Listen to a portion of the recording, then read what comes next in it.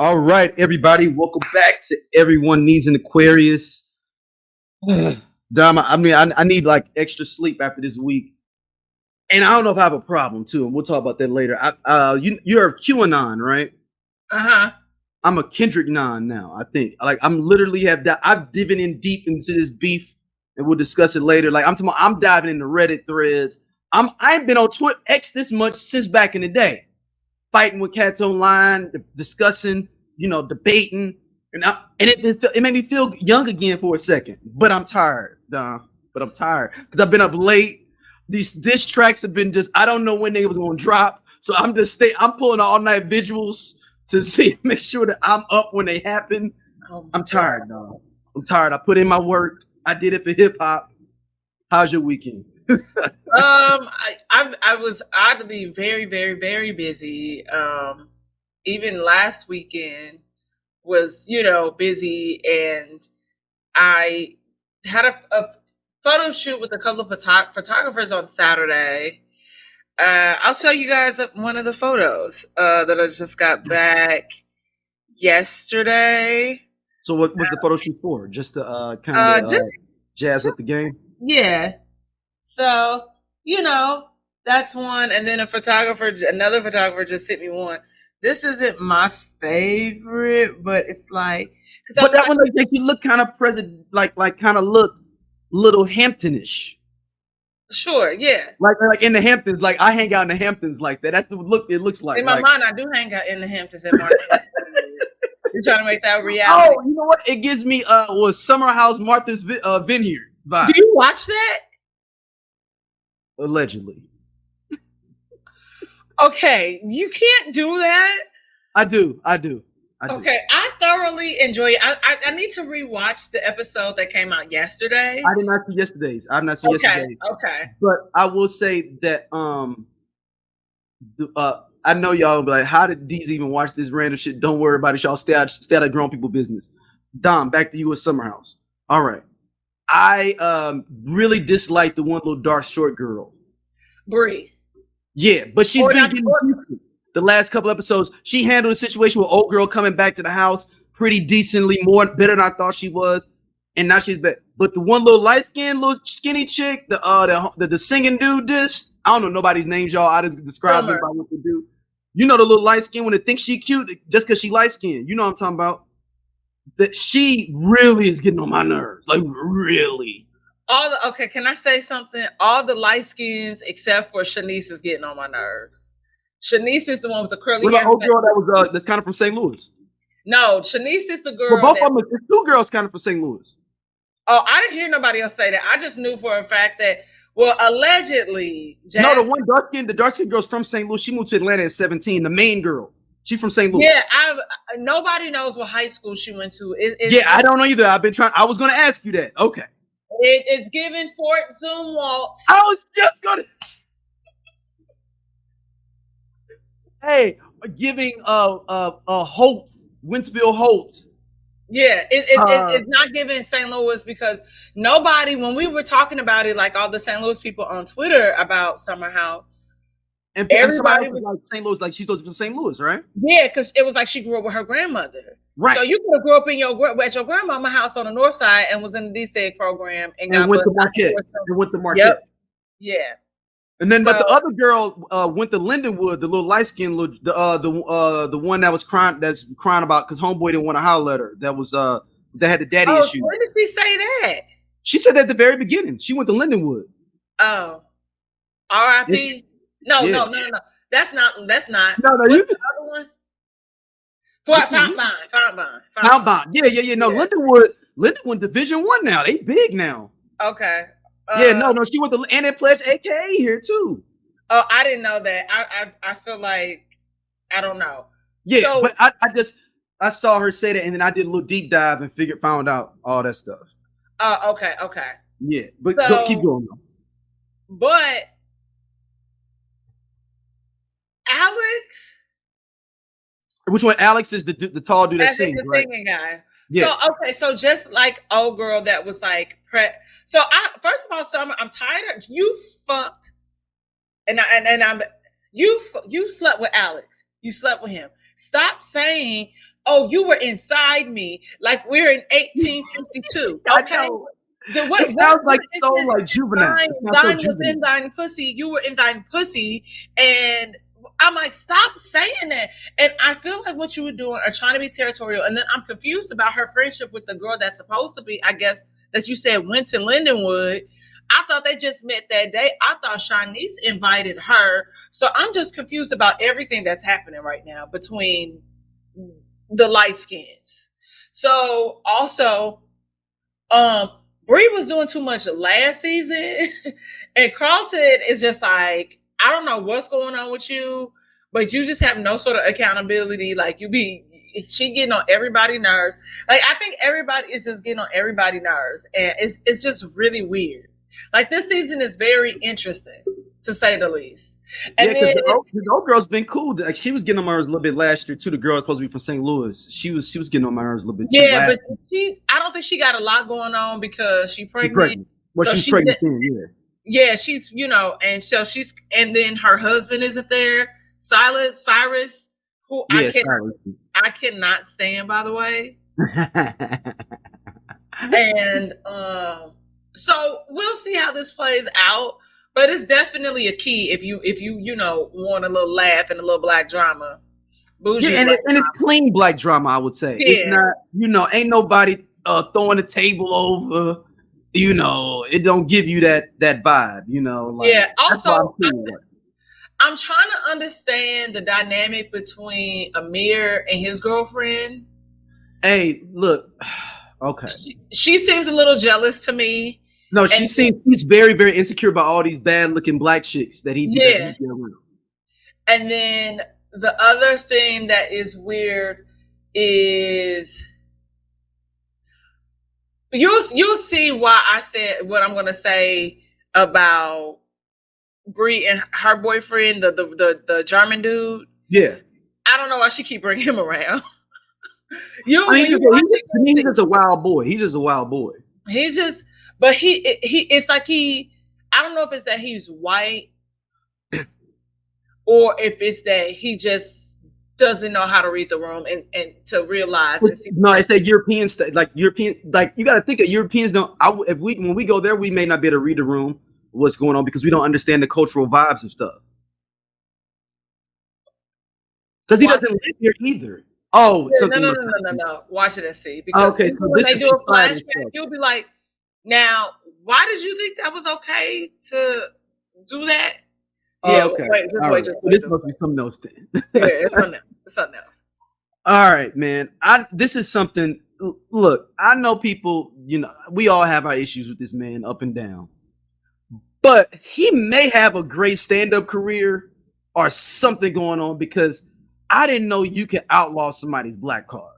And the brother Umar Johnson has started to do it. And he's been excommunicated from the black community. Whoa, now. Whoa. I'm in the black community still. No, you're not. Come on. You've been excommunicated. Stop it. Nah, it's big. No. You've been excommunicated. Men who are not loyal to the black community, we kick him out. He don't even want to give you a hug. He's going to get some paperwork in the mail that lets him know we're snatching his melanin. Whoa! No. I'm black. In all honesty, Ms. Tori, and let you know, I am absolutely not interested in being with you or any other Caucasian woman on any level. Yo, that Dr. Umar is a wild boy. You talk about a wild boy, he's wild. Look, and he may have been appropriating money for this school. He's so serious.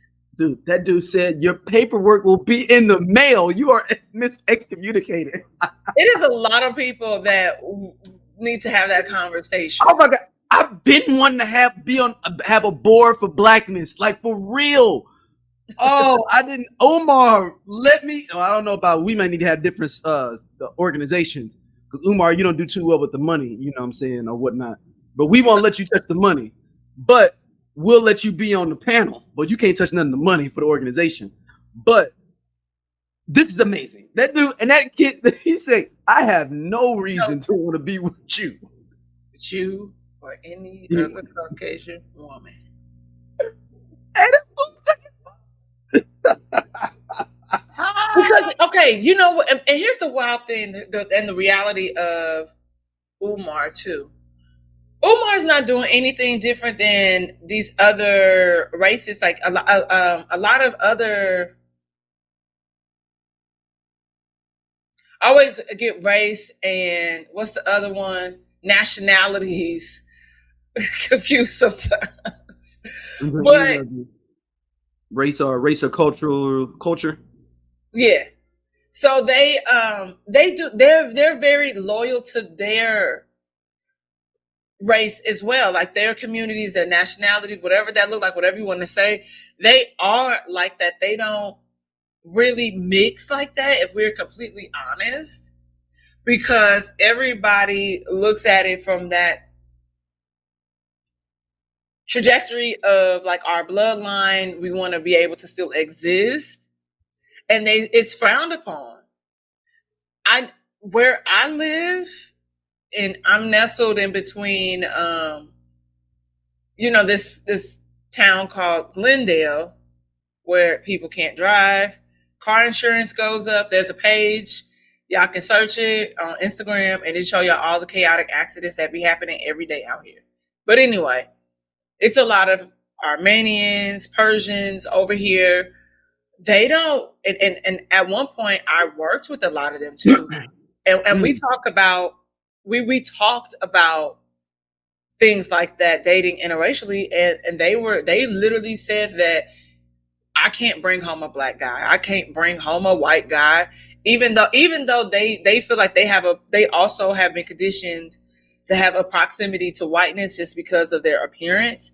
They also experience a lot of colorism within their community, depending on where you're from, and a lot of judgment is placed because of that, on people.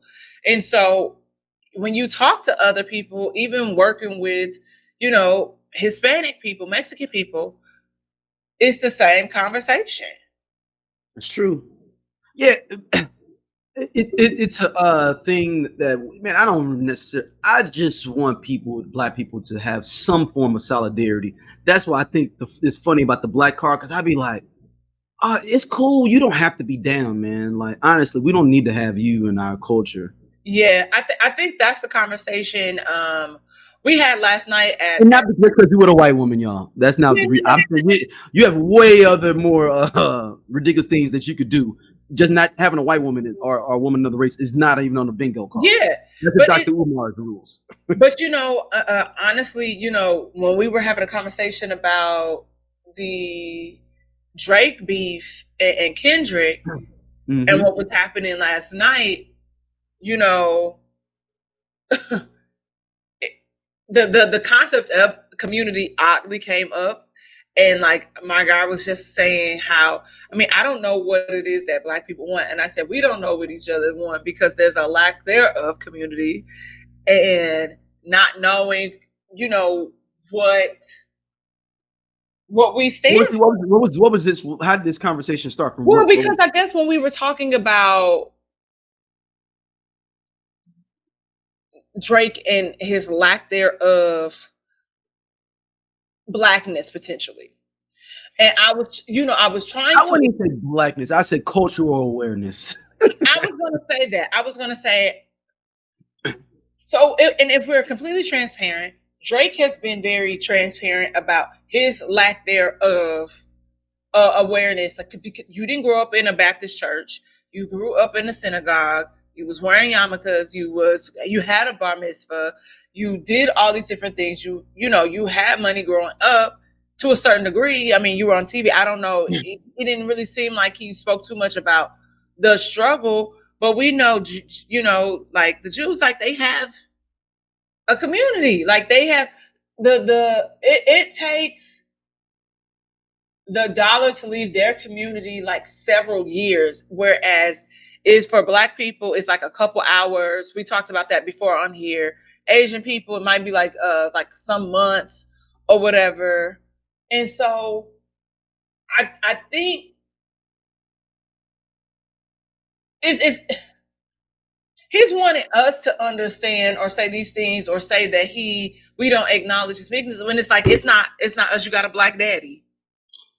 It's you should be looking to people that don't look like us for that conversation because that's not us. You know what I mean? Yeah. And so I believe that,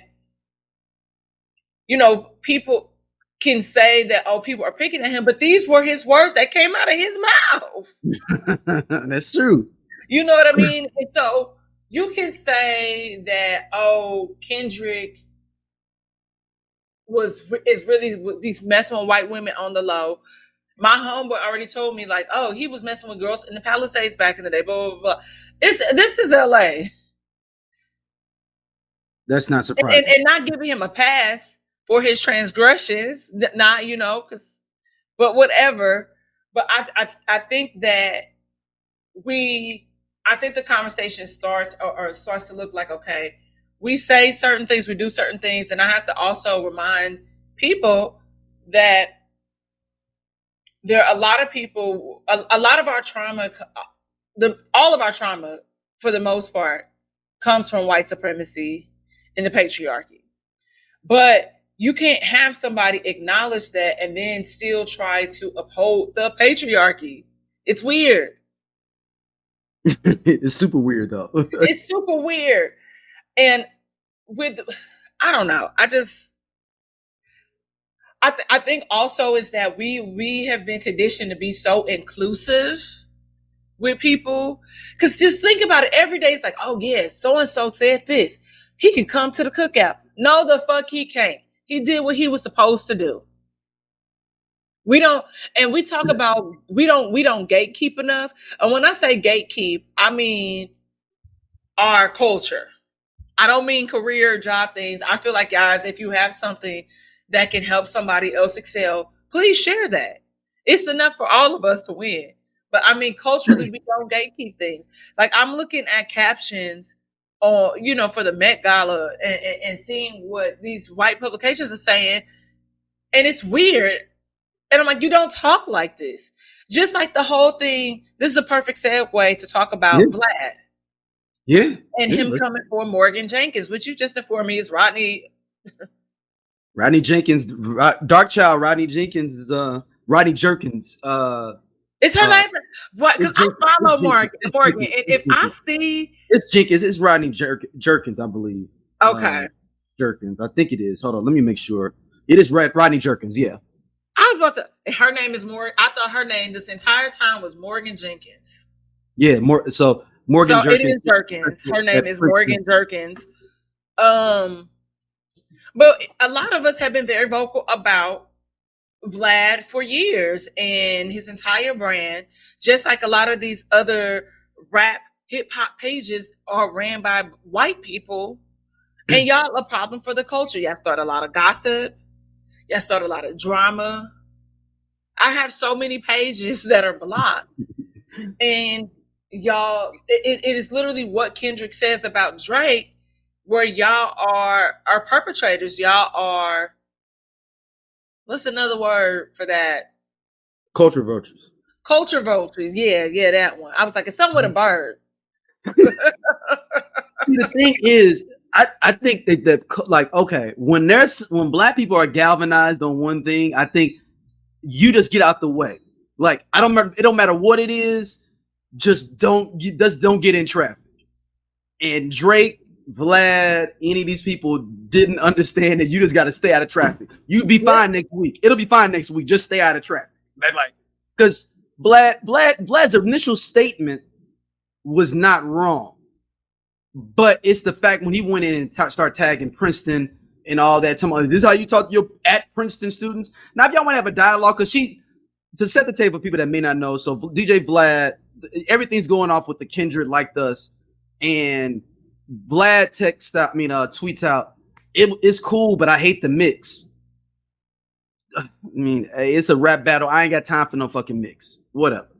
But he can have that opinion. It's not a big deal. But Miss Jerkins goes, stay out of this. This is for black people. Or like, no, stay out of this. You're white. And he was like, oh, I can't comment on hip hop culture because I'm white. And she was like, no, it's not that. Is it that we're having this one right now, having this discussion? We don't care about the mix. I get the idea. The first initial thing was fine, but then his replies tagging Princeton like he's snitching and he trying to almost tell on you, even though it could have been just a discourse about why he can't be in the discussion. If y'all just want to have that back and forth, that was fine. And that's when it stepped over the line when he started tagging Princeton. He knew what the fuck he was doing too. And then and so and then you gonna wake up and say yesterday, well, I wasn't going to report her or whatever. And oh well, if you don't work there no more, all these different things. So why do you still have it in your bio or whatever? Blah blah blah blah. And then turn around and say, well, I really wasn't gonna report her. And I'm like, but you did just that by adding them. Like why would you do that? Why would you do that? And we know that Vlad has been problematic for a long time. I was low key shocked that my dad had watched the interview because I guess he had Ali on an episode talking about Nelly. And so my dad watched it. I said, Dad, what the fuck are you doing watching Vlad? But hold on, why is your dad even interested in the Ali interview in general? This is hold on, stop, Dom. We got levels. First of all, the Ali thing. Then the second level is the Vlad. The third level is how deep does your dad go into hip hop that he is watching an Ali video on Vlad? This ain't like, oh man, this MC Hammer, what happened to him video, or this is Jay-Z on Good Morning America. This is Ali on Vlad. You know how many levels you have to go down? Part of me would like to think that my dad was just scrolling on YouTube and it just came and the algorithm gave him Ali on Vlad. Listen, Linda, that is what I'm hoping for. I don't think he went and sought it out. Okay. Like I really that is the hope that he did not seek that out. I don't think my dad did. Okay. But whatever, but anyway. I just see your dad like, oh, Vlad dropped a new one. Yeah, so I got a problem. So we know that people have gone on Vlad. It's like similar to Shannon Sharp. And people be dry snitching. Yeah, I mean, it depends on who's on there. I'll watch Vlad depending on who's being interviewed. But I'm not locked in for every one of the snitch campaigns. I don't even think, maybe I watched one, and actually it might have just been a clip that somebody had on their page. Yeah. Or to sit down and watch a full Vlad interview, not interested. No, I do the clips. I ain't just sitting there. And I just want to say this. There's a difference between somebody spectating and enjoying hip hop. Music knows no color, no limits, anything like that. There's another. It's something else when somebody comes in and infiltrates and does what a lot of these pages, these blog pages, do. Cause just like Fake Short Drive. Yeah. That's ran by a white guy. A white guy and a black guy. Two people. Yeah. Well, I feel like the main person would probably be white dude. Yeah, but I won't say this, but I do know him. Yeah, he in that fucking Chicago rap culture though. Like he ain't. So there's the difference. Yeah, no, he's in that shit though. Where you are immersed, where you are pushing the culture forward, versus somebody that's keeping it messy. Yeah, like we wouldn't know who Lupe Fiasco was. You wouldn't have known who like a gang. No, for sure. I've been following Fake Short Drive for forever. Right. So you're saying that's a good one. You're using that as a good one. Oh, okay. My bad. I was giving them their props.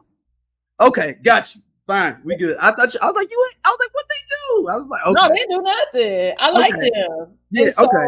But I was just saying, okay, in retrospect, like you have a white guy that works over there that is helping push the culture forward, that is immersed in it tremendously, where I kind of feel like there's some of these other people that are kind of on the outside looking in and just kind of being messy and just, it's not fun. and it creates a divide, which we don't need. Which is true. Which is true. We don't. It just gives you a bad, like, even if it's just like Vlad, I don't know his intentions. I mean, the culture vulture thing gets thrown out about him, but it doesn't help your agenda for you to be sitting there tagging Princeton and that's her where she's a professor at. Right. It doesn't help out the idea that people think you are a culture vulture. Right. And then this is the problem. It's just like you said, we could have had a full-on dialogue about this and why you no big deal. And it would have been a problem. But then you start tagging people jobs, and that comment wasn't even worth that. It's like it goes back to the tweet, like Drake in the post about his mom. And it's like, hey, they said that you had a nose job. These people are being racist to me, mommy. Blah blah blah blah blah. It's like, nigga, what? And as we continue our conversation of someone else, the brother Drake. This is gonna be our last conversation on this. I'm gonna actually do a full comprehensive thing with my boy 12 Kyle on his show later on this week. But I want to bring two questions to you. I have written here. First, is Metro Boomin the quintessential essence of a St. Louis nigga? With the BBL Drizzy Trent challenge. Yes. Well, because there's a level, we talked about this last week, and I said Netta, I think told you that Netta tweeted something, and I was like, you from St. Louis, you kind of got to be petty because it's expected. Like, yes, growth, but also sometimes people got to get cussed the fuck out. And so it's definitely a level, a St. Louis level of trolling, and I just want people, because we have listeners that are not from the crib, right? And I love that. And welcome. And I hope you stay for a long time. Absolutely. And I think that is dope. I just heard a girl singing over that track. You know who that is, right? That girl singing over it. Who was that? Remember this Bobby McFerrin? No. Don't worry. Be happy. Okay. That's his daughter that was singing over it. Oh, well then damn shit. That's when I was like, oh, you're fucked up, Drake, when Bobby McFerrin's daughter is singing over a track to dish you to get a Metro Boomin beat. That's where we are now. That's where we are now. And I can confirm that Metro is from St. Louis. We know that. He went to Parkway Central. No, he went to Parkway North. Oh, same thing to me. Same thing. Don't do that, because that is my alma mater. I know. That's all he went to North. But we're not there at the same time, y'all. I'm older than him. Not significantly, but I'm older than him. But I think that's fun. You know what? I just thought about something that's even crazier though. What? Because my mother just got killed last year, and if Drake has been messing with him, I could just imagine he's like, fuck this nigga. Yeah. I just buried my mom, and that was very, very tragic. And yes, it was very tragic. From assault situation, domestic. Yeah. So I can see him even more being like that and being even more petty. So shout out to Roy Wood Jr., the great comedian. He's my favorite comedian right now. Is Roy Wood Jr. He compared Metro Boomin doing the BBL challenge. Oh, let me set it back again. The BBL Drizzy challenge for everyone. Can I play that beat on here? You think, or we get hit? I mean, he gave it out for free, right? You got 10 seconds. No, but I mean, he's letting any rapper just rap on it. Here's the thing: it would depend on if that beat is copywritten. So, also shout out to Kendrick. He took the copyright off of the music that has been dropped during the beef. So the people that are blogging and reacting to it can profit off of it. Yeah, so shout out to you, sir. I know legally you can play 10 seconds. Yeah, but I don't see any on YouTube. It might only be a thing of only on like the SoundCloud and Twitter situation where you're not technically on mine, so I won't play it. But anyway, Metro Boomin said, and it's gonna be level with this. So Metro Boomin comes out and says, since you told me to go ahead and shut my ass up and go make some beats, this is called the BBL Drizzy Challenge. There's a BBL thing, BBL Drizzy, like this older woman. It sounds like she was a soul singer in the 70s, and she's singing BBL Drizzy. So he took that, flipped it, made it a actual fire beat. It said the best person rapping over this beat gets a free beat from Metro Boomin. Mm-hmm. So in theory, this is a $250,000 beat because that's how much he charges per beat. Yeah. Metro upped it yesterday and said it's been so many people hitting them up. The second place person get $25,000 in cash. The first person get the beat. I kind of want the cash. Yeah, I mean, because both of them you're gonna get clout off of it anyway if he pick you. So either way it go. Yeah, I can't swap in a beat and get the $250K. This ain't. Now, what it'd be dope is if he actually came to work with you in the studio on it. Yeah. You know what I'm saying? Like, yeah, and you can get all your pictures and stuff and get all the thing of working in a real studio with a real producer and all that stuff. Yeah. And he might do that. We don't know. We just know it's hilarious. So there's thousands of SoundCloud rappers. And Roy Wood Jr. says, if people that watch Game of Thrones, there's this character called the Night King. And he can just make droves of people by just touching them and raising them from the dead. And Roy Wood Jr. says, this man has done the best thing. He's rosing a whole bunch of SoundCloud rappers out to diss Drake. And on that beat, you have to diss Drake, y'all. Oh. You can't just rap on it. You got to be dissing Drake on it. That's the thing. Okay, so do you think, because people are saying that, that it's taking all these people to break Drake down, right? Yeah, it needed to be. I mean, what do you think is going to be one person? Sometimes, yeah. Is that a Pepsi? Yes, ma'am. Try not to product place. So and people feel like it's like a bad thing. Like when we talked about what we said about the fall of Nicki Minaj and all the rap girlies coming together. Like it takes all these people to take this one person down. And people feel like that's a bad thing. Do you look at that like it's a good or bad thing? No. Okay. I mean, how many countries went after Germany during World War II? It was about 7, 8 different countries on their ass. If people go, you know what? Everybody going one at a time to go get Hitler. No. Okay. We gonna gang up on you. I get it. I see.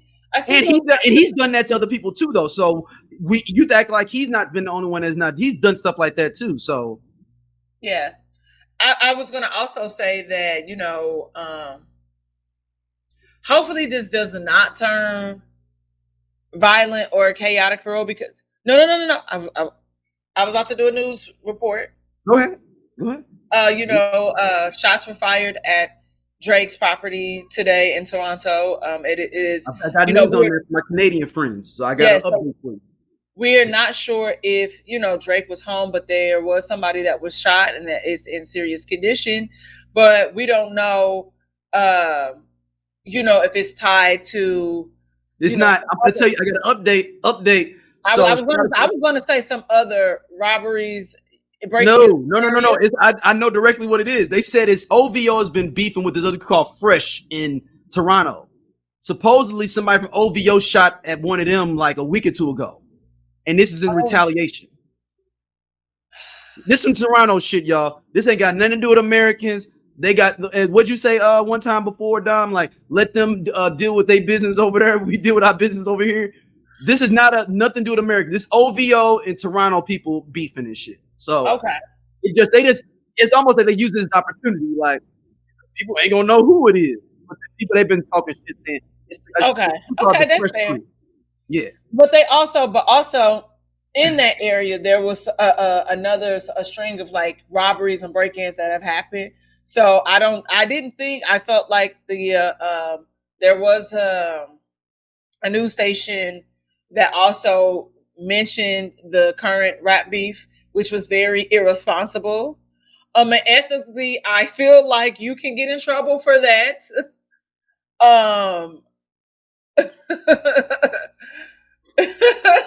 Because you know how that is. Yeah. Like, I'm like, damn, do people not take ethics or media law anymore? Like, you can't say things like that. So, I don't know. It's all over with that. So, yeah, here we are, you know, but, you know, something happened. So it's supposedly it's supposed to be some Toronto beef stuff that has nothing to do with this continuous rap battle. Okay. So it's like I said, I'm not gonna really mitigate all the stuff with that's been on this past weekend. I'm tired though, y'all. But I did have a question for you. Okay. Did J. Cole purposely or accidentally line up Drake to get taken down? Now, let me finish my whole thought here. Drake has been losing luster over the last year or two. Everybody was like, Drake could be fine. Drake could be fine. He is not fine. He is weak right now, and Kendrick saw that, I believe, and been seeing it. One, what happened with the Tory Lanez stuff? He started losing some of his women, some of his female fans off of how much he was just riding for Tory Lanez this last week. It's really weird because at one point you was on Meg's ass, like, and it's really interesting. And I would hope it's not because maybe she didn't sleep with him. Right, but I'm just saying like all different sets of people he's alien on her like that. Because it wasn't like y'all wasn't cool at first. But is it the same thing, you know, just like how it was with Ice Spice? Y'all hung out, y'all kicked it, y'all might have done things or not. And then you unfollow and then you was like kind of throwing shade. Because just what's gonna happen with Sexy Red? Yeah. And I don't know, it's really weird. I was okay, so now we're gonna be a little extra Aquarius right now. Yeah, well, no. Let me finish the other two pillars. Okay. So my second thing was, like I said, women. The third, the next thing was a lot of when he went after Rihanna. So there's a lot on that, and it was very incelish on that for All Dogs album. And women are his main base. So if you lose your main base, and all the dudes have been kind of stopped rocking with him in general, at least your regular smegular dude has already been like, I see through this fake stuff. I'm good. I think he was open territory. And then the final thing was all these different young girls that he's been associated with for the last couple of years. It was perfect timing. I think the whole thread of each girl. But it's a perfect timing for Kendrick to take his shot. But J. Cole kind of gave him the opportunity to set it off, is what I'm saying. Purposely or impurposely. Okay, so I'm not okay. So part of me is like, I see how you kind of got there, but I think it's just that he knew that. I think he knew that wasn't his battle, or wasn't sure, or could have misinterpreted the first song, right? That's big. First person shooter. Yeah, first person shooter, right? Right. But see, Don, you gotta remember the history on first person shooter. Kendrick declined it. So I'm thinking of it like Kendrick. So I'm gonna give you this is the best example I'm gonna give, Dom. So let's say me and you we cool, right? But it's somebody else that I'm not cool with. And you first of all, you know I'm not cool with them, but I ain't really directed you like, dude, I don't fuck with dude. If you long as we ain't around each other, we cool. And you like, oh yeah, Chris coming in town, he gonna stop by your birthday party real quick at the spot. That's them trying to get on first person shooter, right? Okay. So then I'm like, hey, no, man, tell dude I'm not, or even better, hey, let's go meet up for drinks. So that's the I Only Listen to 90s Music podcast is a show for 80s babies who were 90s kids. If you were a No Limit soldier, then this is your show. If you believe that Cash Money is not an army but was a Navy, this is the show for you. If you and your friends ever tried to sing a song written by Escape, In Vogue, Shy, or Boyz II Men at a talent show during middle school, this is your show. The I Only Listen to 90s Music podcast is a bunch of 80s babies talking about all the songs and things that we loved when we were kids and teenagers. So if you went to the skating rink and you were at a lock-in, this is the show for you. If you think that Tevin Campbell was the original Prince of R&B, this is the show for you. If you don't understand the conflict between Monica and Brandy, but you're kind of on Monica's side and understand why Brandy got punched, this is the show for you. Make sure that you tune in, subscribe, click the little subscribe link. We're here. We're going to talk about all things 90s music. This is the show for you. Them three going to meet up for drinks. I say, nah, I'm good, man. I'm good. But you don't give a reason. I didn't say I just don't want to hang out with Chris. Now, later on, you doing an Instagram video. He's like, man, it's the crew. It's only 3 dope people from St. Louis. Me, Dom. Me, Chris, and D. It's the only 3 of us at STL, baby. And you be like, nigga, didn't I tell you don't mention me with him ever again? I don't like this dude. All right. Okay. All right. It's on. Okay, Then I think it's like a thing of like, all right, it's on. I thought it was me and you were cool, but now it's just big me. Now, and he's a psychopath. We've learned this from this weekend that Kendrick Lamar's a psychopath too. So let's go. He's like, bums. And he like, yeah, it's on brand for him to be crazy. Yeah. And he was just like, you know what? Let's go. I've been waiting for my opportunity to go at this dude. This is it right now. Better opportunity than ever. I'm going after him. I'm gonna say the Aquarius is trying to be cool with everybody, get everybody to be cool. But it's so many layers too, because even it's levels too, because like I and not that Aquariuses don't apologize for things that we don't do. We do take accountability when it's necessary. That whole thing was kind of weird, but he felt, or somebody tipped him off. He heard something where he was like, I don't even have the energy for this because this disrupts me and my spirit.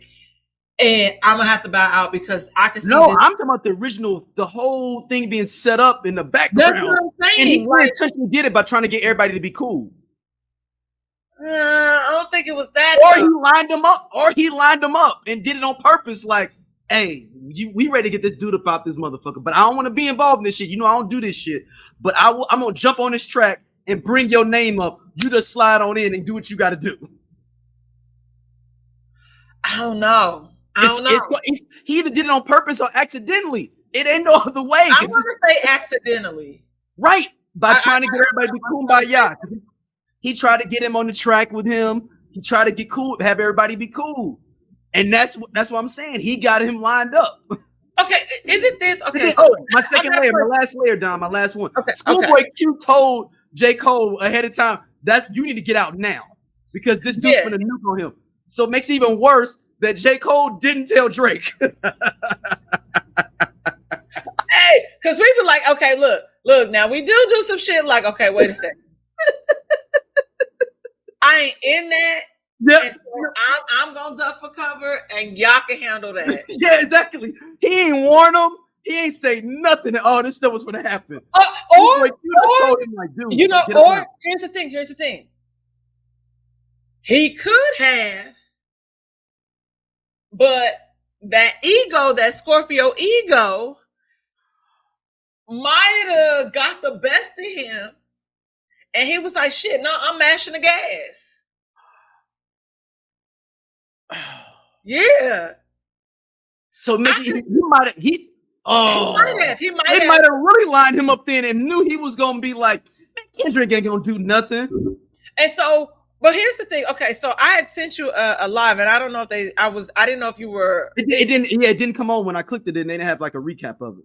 Okay, well, because it was happening live, but it had said that you was just live, like after 3 minutes ago. So then that's why I sent it to you. So like this one podcaster, Tahoe, was saying to some guy that he was speaking to online that like the shift in Drake's fan base.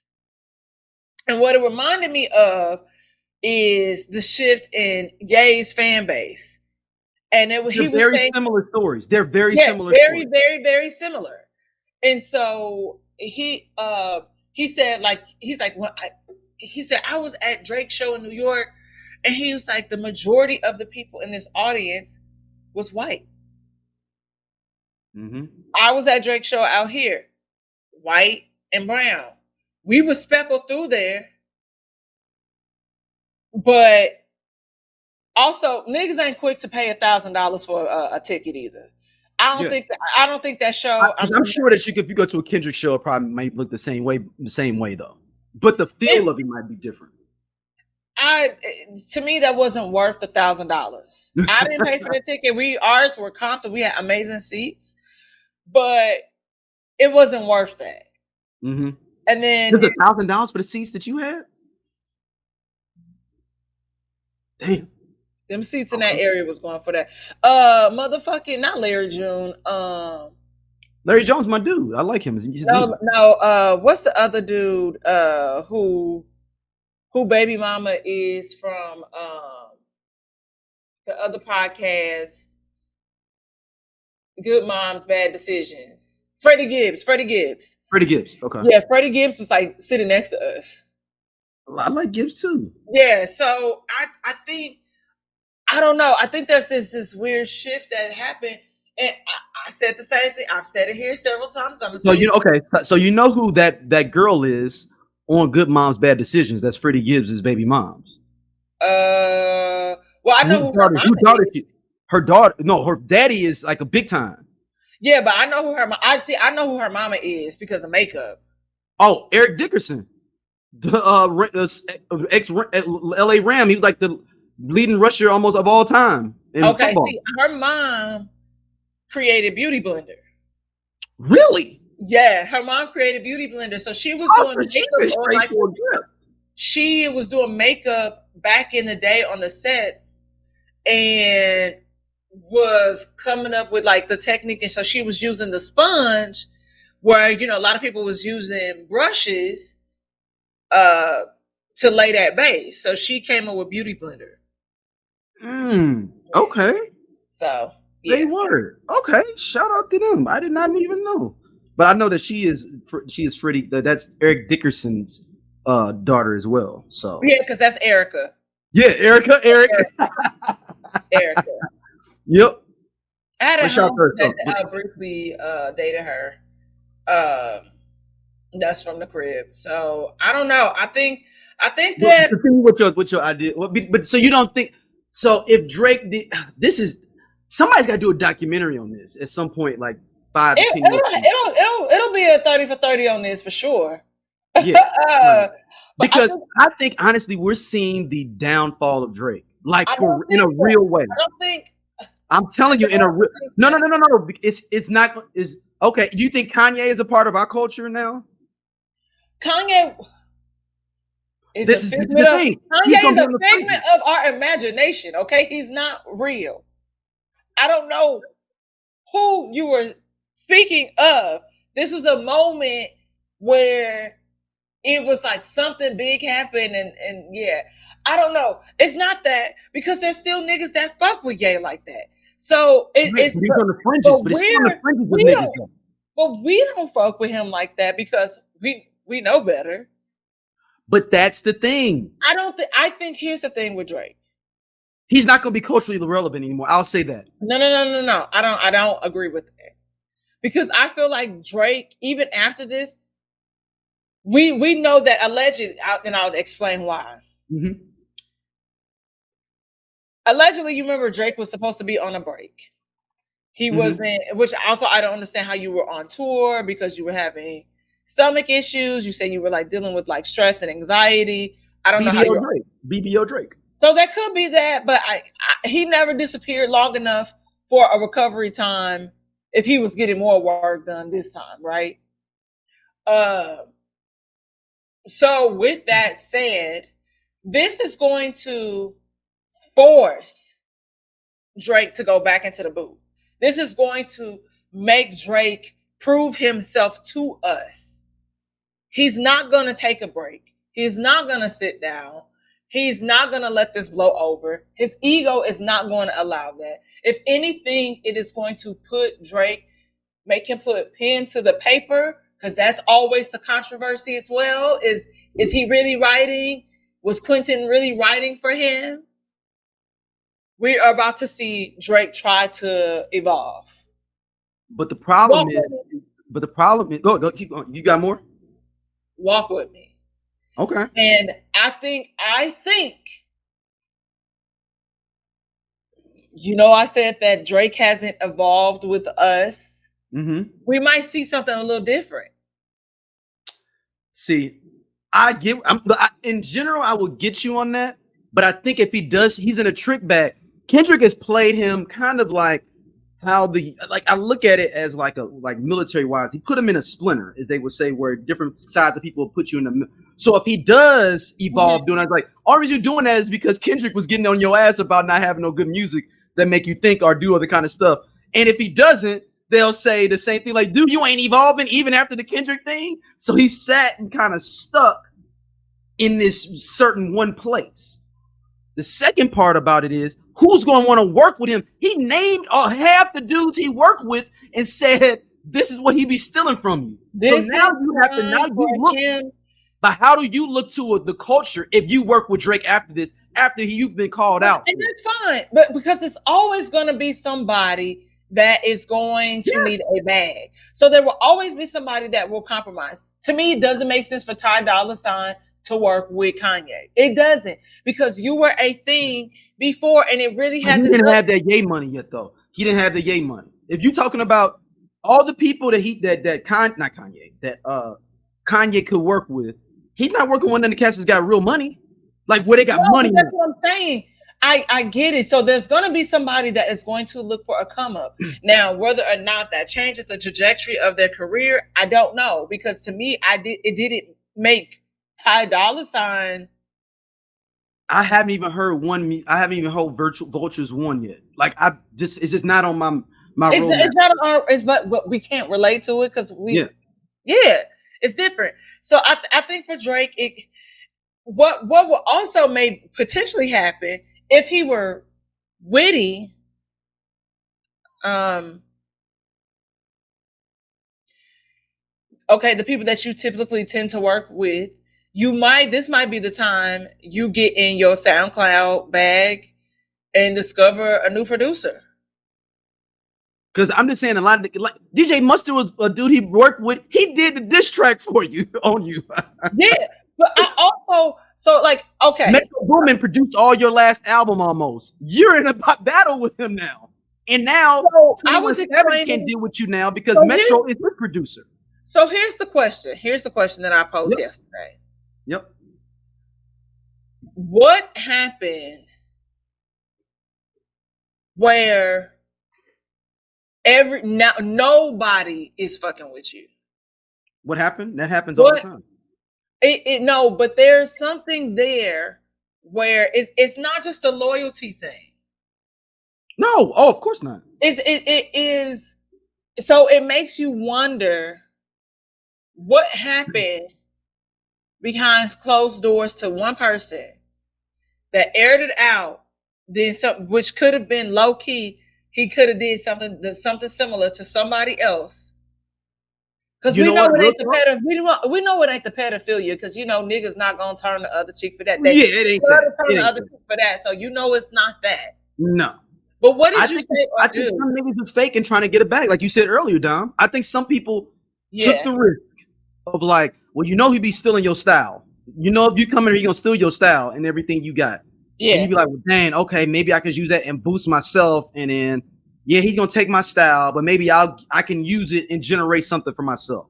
Yeah, that's the risk that you can take. Because for them to collaborate, and I know that Drake, put Kendrick like on his first tour or whatever, that clip resurfaced, which is no big deal. But even then, I was like, there's something here. Talib Kweli put Kanye on his first tour, and he's still going off on him, and nobody brings that up. Kanye going off on Talib Kweli? Yeah, on Drink Champs. Talib Kweli need his ass beat. Yeah, but that's a different. Okay. He was going off for him about Kanye was going off about that Talib be saying why he be messing with the the white folks and all that. That's two different things. You could dislike Talib for this. So Talib be saying Dr. Umar pretty much. It's Dr. Umar for not that funny though. Okay. Nowhere that's close to that funny. You mean Talib, stick to your rib, yeah. And he took him on his first tour. You know what I'm saying? So it happened. And here's the thing, and I want everybody to understand this. People, you outgrow people fall out, things change, and it's the same. It is the same thing, just like the season, but for people, and it could just be that. Yeah, I mean, then it's the same thing. We talked about it last week. A little bit of it is the colorist thing that has allowed him to flourish and thrive. And I told you, I'm not gonna sit up here and pretend like I don't have Drake songs that I enjoy. I would say he makes good songs. Like he does. And there are certain things, and to be fair, Kendrick, everybody ain't trying to be deep. I agree. Everybody ain't trying to be deep. We got you for that. We had Ye. But if I'm not listening to Drake. Low key, we had lost that Ye way before we realized it, to be honest. Yeah. I mean, we lost that Ye on late registration. Let's be clear. He told us what was coming. That's true. You saw a little bit. He kind of got back in that bag on My Beautiful Twisted Dark Fantasy. Yeah, a little bit, but it was very. That's the album's very narcissistic, but it's dope. But it's very narcissistic. Yeah, and like borderline, it's just kind of maldepressive too. But yeah, I just think that I just think that potentially this could culturally hurt Drake because he's not. I don't know how you get back. What I said. What we'll know for sure is when Drake drops another song, if people are in comments talking about ho and putting A minor and doing all that stuff, the certified, if people are putting those in the comments, because his last song is the first Drake song to have more negative dislikes than likes in his history. For that what last one? The last one he came out with, it has more down, but it's the first Drake song to have more downvotes than upvotes in YouTube history for Drake. I'm gonna say, and I'm gonna say we won't know for sure. Here's the thing: you won't even be able to comment on anything when he uploaded unless like it's YouTube. Oh, but that'll make even his IG, like those comments been limited. No, but I'm talking on YouTube. I'm talking on the YouTube. Yeah, and you can filter that too. Where that'll make it worse for you because then people will be like, "Hold on, this dude." I think. I'm telling you, I'm gonna say these internet cats, they will look. No, I'm okay when people do that because I understand from a mental health standpoint. No. I get it for your IG page, but for your music is their music. Because you might not have even listened to a Drake album, and you in my comments putting OV ho, bitch, please. That's no. I'm saying I get it on your personal IG page. But on a YouTube music page, I should be able to comment. Because also, hey, all y'all out there, make sure y'all go to Drake to put OV ho. Bitch, don't let me find you in them comments saying OV ho, because then we're gonna have to have another conversation about what you're doing. Kendrick anyway, we moving on. Kendrick 9. We got another topic. OV ho. I'm trying to watch the game. Let's keep it moving. I'm gonna be leading the charge. I got my little homies in my Kendrick Lamar. I didn't join the Kendrick Lamar Reddit thread. We in there, baby. OV ho. This is not. You're giving January Aquarius energy, by the way. I don't like it. I don't like it. All right, your boy Hustle Simmons, man, and you know I have he's always been good to me, man, as a person. Just because not good. I don't know anything about this man, but he's always was pretty. But he's got to fall back and chill. So, but here he goes. And there's always been a rap beef, but never so much excitement. And again, I know it's like pro wrestling, as Rick Rubin used to say. And it's okay to have these, I guess it's okay to have these skirmishes. I remember saving lives. I mean, I would get in the middle of people who were going to kill each other. Many, many times I saved the lives of rappers or saved them from clashing in ways that were not just verbal. And I see now one thing leads to another. Call this guy a white boy or a pedophile. Call this guy, even saying, oh, look, I raised my children properly. That's my focus. I'm a real man because I do the following. Shit, I can't feel good if you're not quite the same man he is. Every little punchline is hurtful. And they lead to more hurtful punchlines and to gunplay. How many people have died in hip-hop for over rap beef or drill music? This idea of using our poetry to tear each other down is the lead thing on Instagram. More important than anything else. More important than destruction of the environment. More important than anything. The possible world war. More important than anything. People say, oh, I just need entertainment. That way I don't go crazy from all the real world stuff. And I get it. But what kind of entertainment are we consuming? Is any of it really uplifting, helping us to be better or happier? Do we feel better when people are down so we can? All right. So it's like 5 minutes, y'all. I'm not going to play the whole thing. Dom, you have the floor is yours. You sent this over. I will let you rock out first.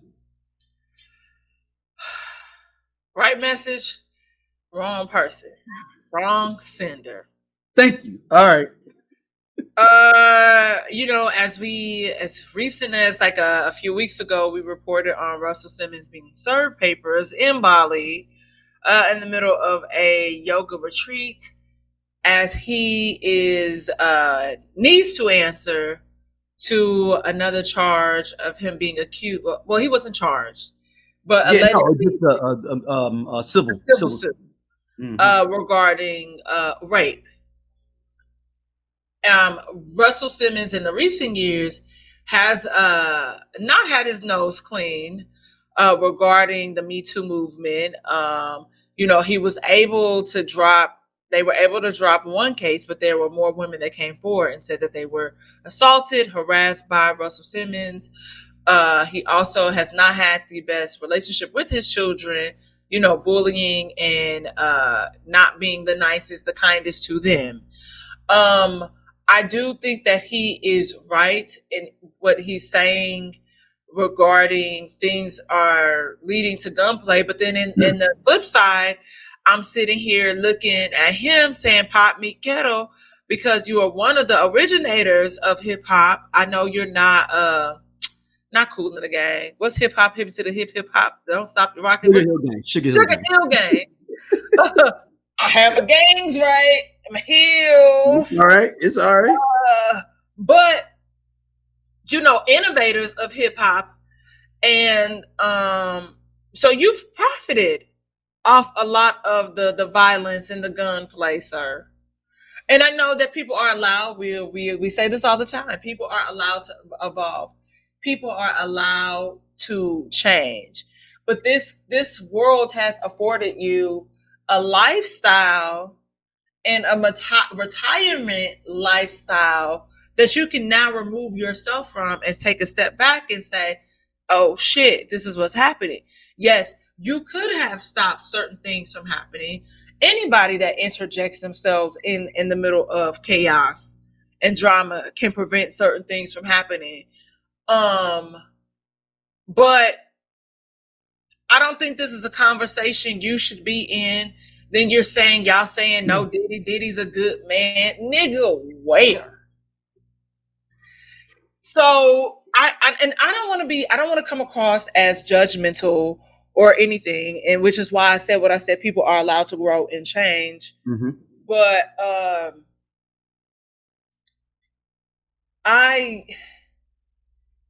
Russell Simmons, Russell,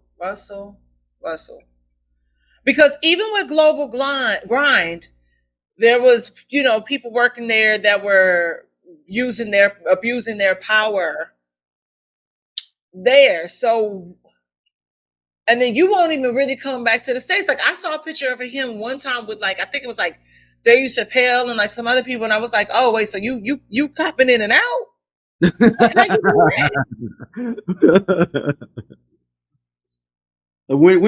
that happen? When did that happen? And you see what happened with the Usher thing, the you didn't read the room post. And so it takes me back to what I said earlier when we were speaking about Umar Johnson. You're asking for these things. You're asking for the community to stop these things, but you're not doing anything to make it better. That's all I'm saying. You're not laying the groundwork. And that's easy to say now again when you done made money off of Black bodies. Look here, man. Russell was one of my role models coming up as a young kid, man. I just want him to just chill, just leave Russell and just go away for like 5 years, and then you can do this, and just hop back up. That. But it's like your ego still wants to keep you in the lexicon for some reason. You just need to fall back, go off. And I thought he was being smart. He sounded like he was being smart with it at first, because we didn't hear from him for like 2 or 3 years at one point. He need to stay off the grid for a while. But his point, I get his points and what he's saying. I definitely get his points. But it's like, are you it now? You could have sent that to the head of Def Jam or none of these other cats that you're talking to, like exactly what you said, typed it up and sent an email and said, hey, say this, don't say it came from me. But he's not lying. There has to be some change. Yeah. We need to look at the man in the mirror. Yeah. Yeah, and we gotta figure it out. Damn. Russell. All right, our final story today. This pastor, what's this pastor's name again? It's Shawnee O'Neal's husband. Still can't believe never mind. That's a conversation for another day. Pastor Keon Henderson, that's what it is, right? Yes, Keon Henderson. Is in a little bit of trouble because he was, in the middle. He wasn't preaching. It kind of seemed like he was kind of doing like a devotional, speaking to God, wanting people to hear God, hear him, all these different things. And there's a woman in the background, and she's just screaming. She's screaming. And you might think she has the Holy Ghost, but he shushed her in Jesus' name. So I have no problem with a lot of people are up in arms about this, saying that this is. I wonder you want to shush people all the time, my grandma church. I'm like, man, sit your ass. We trying to get up out of here. So he's come under fire, and he appeared on the Tamara Hall show alongside with Shawnee, and Tamara asked him about what happened. And why did he respond like that instead of allowing the lady to go on? Apparently, this lady is notorious for doing this. She's been doing this for like the past 4 years at his church. He said there's a difference between somebody needing attention and somebody actually being caught up in the spirit. Right. And so because you see that immediately he shush her and she. I'm Doja. They sleep. Yeah, we part of Just Posted Podcast, man. The best show on this network. Come on, check, girl. Seriously, man. Just Posted. It's just me and Doja sitting back talking about what the fuck going on in the world and the streets. We said labor of love. He said labor of love. I ain't say that shit. Shout out to everybody coming to watch though, man. We really appreciate y'all. Holla at y'all later. Hey man, this nigga just tall for no reason. I'm gone. And he do regular jobs. Don't forget that.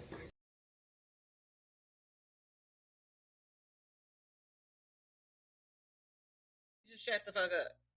And ultimately, he was like, the people needed to hear God.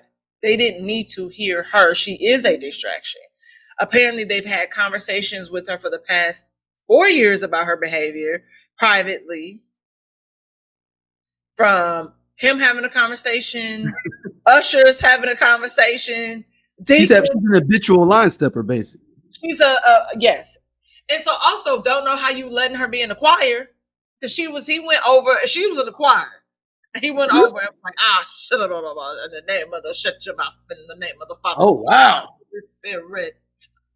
But I'm sure I want to know if you feel like it's out of line. A lot of people are upset. You have some people, it's kind of divided, because you have people saying this is how people turn away from the church. Then you have other people saying he didn't really go off on it. He did what he was supposed to do and used his power to calm it down, to redirect what's happening. Because it is distracting. Just like you said, this is you distracted me. Though I think the people at your grandmama church. He's my age. See, okay, so like me. The pastor dude is my age. He is? He look older than that. It says he's born in 1981. Oh, wow. And Shawnee's 50.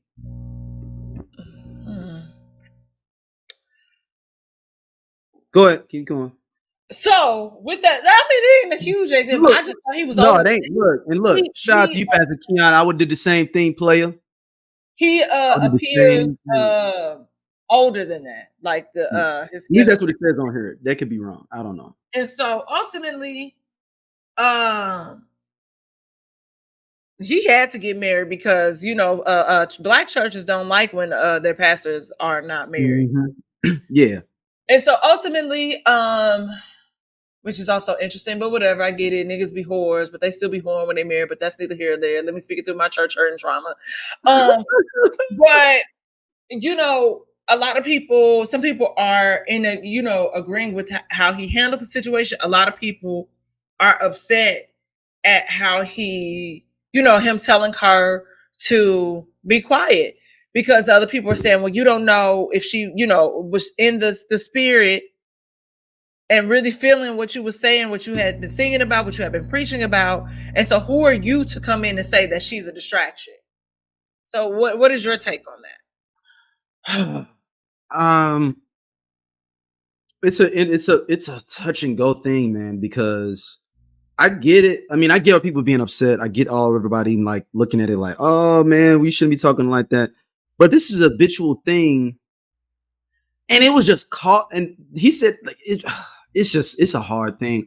And I know, we don't know what that woman's going through. There's so many nuances of things that we don't know, that we can't tell about just from that clip, to be honest with you. Yeah.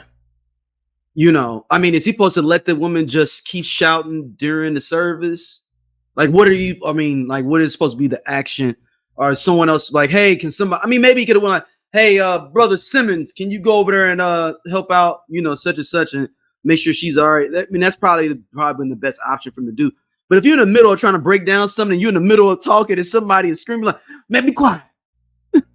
Like, it's just a natural thing. You're not Let me get it out. Let me get it out. I'm in the middle of my sermon. I do like that. Like, hey, Deacon Simmons, come over here. Can we, get her and maybe even take her out? Because sometimes the church, for the most part, when that happens, is somebody, they remove them from the sanctuary a lot of times. At least that's what I'm used to seeing growing up. But that's what I'm saying. And letting them get some air and calming down. But he said it's been ongoing for a long time. And I was like, I don't think that's going to cause no sort of church hurt. I think y'all going a little deep with it. But it's been happening. I'm surprised. He's like, girl, you going to get your ass about this choir stand. You cannot be in the choir doing this. Like, it's not fair. We can't do that. Yeah. And I see both sides of it. But and I'm not mad at him. I wasn't offended when he said it's just like how people be mad now, and they be mad at not Shirley Caesar. What's the young girl that she's like 50, but she's a gospel singer, and she just recently but she also a pastor, but she also shushed somebody, and was like, "This is a solo." And she be saying all types of crazy shit. I'm trying to. She's a pastor now. She was a singer. Yeah, and I know she's like the same age as somebody else, female gospel, black female.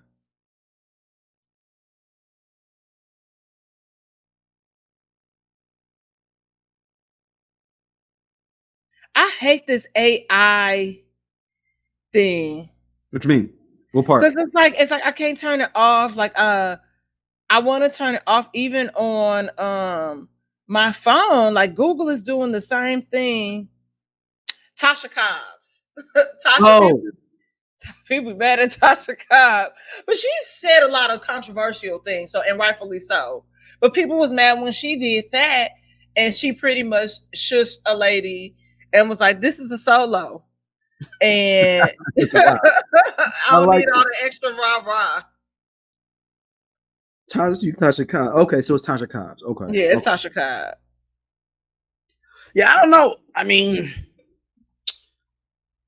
I guess, man. I mean, if we wanted to look at it from, I guess, another side of it, you as a pastor, a part of your flock, you do have to have a little bit more patience and discernment, per se. But he's got like a mega church. Because now I'm looking at her, and she look younger. It's not Tasha Cobbs, you saying? Maybe it's not Tasha Cobbs. Oh, I think it is. It might be Tasha Cobbs. I don't know, but I don't think it's Tasha Cobbs because she looked younger than what I thought. Because she only 42. Hold on, let's see. So she said, this is a solo. Kim Burrell? Yay! Okay. I just Googled this is a solo and Kim Burrell popped up. Because that's what she said. No, that's wow. All I did is put because she only 50 and she looked like she's 70. Yeah, hey, sounds a lady for singing along. Yep. Hold on. And people was really upset about that. But also in hindsight, like you said, like it's being able to discern, having the power to discern, like you said, are you hearing Jesus or are you hearing a distraction? And so I can see, I understand it. So, yeah, I don't know. Like it's because like, okay, so look, we were distractions in church. Now I've gotten the Holy Ghost. Okay, don't play for every mountain. Don't play it. I'm gonna get the Holy Ghost. Okay, it's inevitable. Never have got it. My God! Hold on, I got something for you though. I got something for you. Don't play it. Lift your hands when I say thank you. It's a solo. God's using me. Don't sing with me right now, Lord.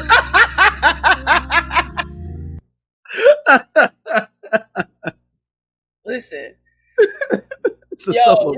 We were kids. Like, well, sort of. We was teenagers, so we knew the fuck better. But we was bad, And one time, I just told to hear this story. So I was like, the taboo buzzer? He's like, yeah. I said, we took it out the game. And anytime, and not that new bullshit squeaky buzzer, the original. Yeah. So anytime somebody would say something kind of silly or dumb, we would buzz people. Like in our friendship group, we were in a ministry, a puppet ministry. And so when somebody say something silly, he's like you would just buzz them, just like amongst us. Well,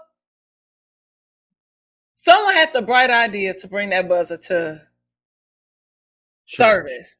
Oh. And we was buzzing people getting up in that pulpit.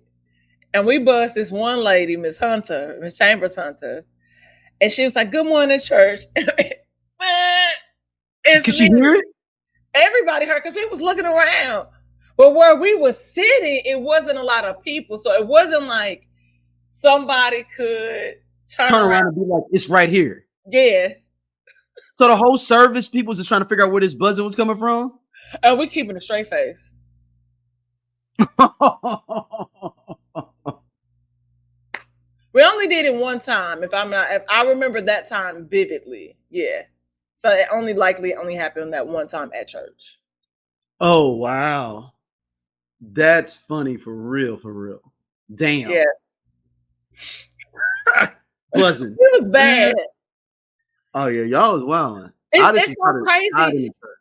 And it's so crazy because when I came to St. Louis for Damn Internet You Scared with Tahir and Pat, I ran into one of the kids that was in public ministry with us.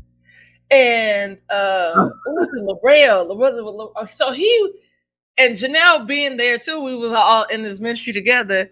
It was like he was kind of shocked that we spoke. Because he was like, oh my God, y'all was so mean growing up. And we was like, hold the fuck up, we liked you.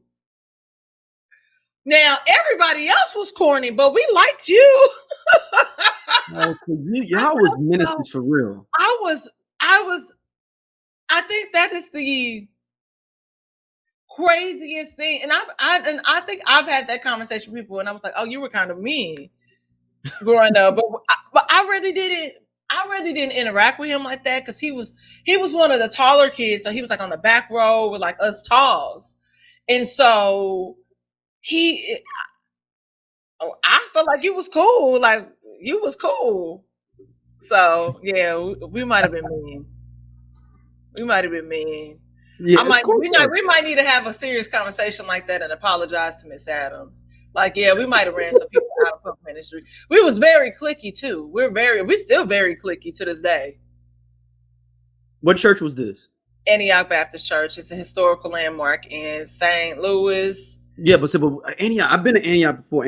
Where's Antioch at? North Market, and it's on North Market. Because I went to. It's on North Market and Annie Malone. Because Yeah. I've been to Antioch before. Yeah. I've been to Antioch before. I went to Newstead Baptist on North Market and Newstead. That was my grandpa's church. Yes, that's how I know Antioch. Yeah, I grew up down the street from there. You might know my grandpa. You might have knew my grandpa then. What was his name? Earl Williams. Very common. Like, it's a very common. Yeah. I would call my grandmother, but we'd be on this podcast for another hour. Okay. Because she'd be like, he died. Oh, Earl? And then she'd tell me, you know Earl. Remember when you was 6? And what's your grandmother's name? Eleanor Woodson. Okay. I don't know. Yeah, find out. She would know him. Because he passed away when I was like in college though. Yeah, no, so he was there when I was there for sure then. Yeah, I'll send you a picture of him. Williams, that sounds familiar. Because he might have, because I'm trying to think, was y'all pianist? I'm trying to think, was it Miss Johanna that played the piano? Miss Joanna Collier was just one of the people at the church. If you're talking about her, I think it was her. She was really attractive, like older woman. Oh, you talking her about? Her name was Miss Johanna. Oh yeah. I know you're talking about. What is her first name? Miss Johanna. Yeah, but she wore glasses. Sometimes. Yeah. I know you're talking about. Yep. Yeah, Newstead Baptist, good old the friendly church on the corner. Yep. All right, Don, where can people hit you up at? Y'all can find me at St. Angeles. It's right here. You can follow me, subscribe to my YouTube. Yeah, I was trying to get some footage from the shoot. Yeah, I might have ran out of space on my phone. So it just stopped recording. Again. I don't know what's on here. I just got to update my cloud because I need to buy a new phone. And when I buy a new phone, I'm not putting nothing on here. Like, I'm going to just email the pictures and put it in a folder on my email and keep uploading. Yeah, but that's it. All right, y'all. We will holler at y'all soon. Peace.